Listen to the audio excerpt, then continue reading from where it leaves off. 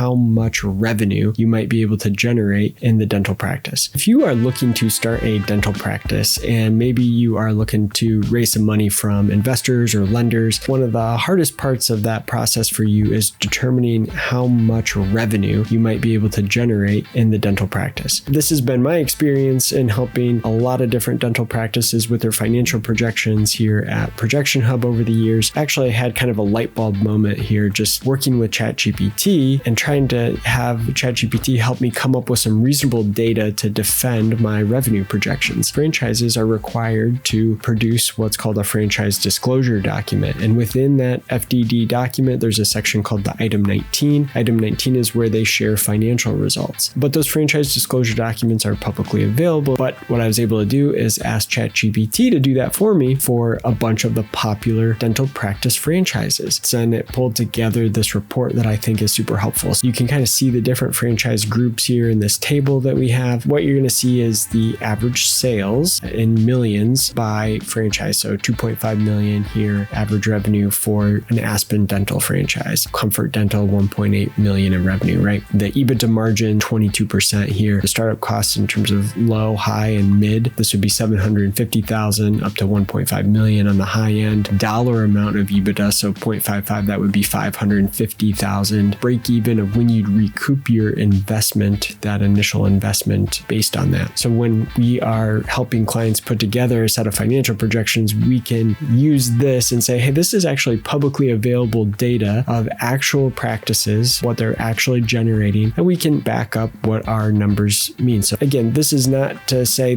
this is exactly what you are going to generate. What it's going to do is help you defend and demonstrate that your numbers are reasonable based on what other practices are actually experiencing. So again, you can use ChatGPT to do this yourself. You could probably ask it even more questions. They can split, a lot of times they can split these different sales by quartiles. This is all kind of used in the process when you're using our financial projection template. So this is our dental practice financial projection template. And you can see kind of how we, build up revenue and profitability over time. So I'm going to put a link in the description of the video below to this template so you can utilize that.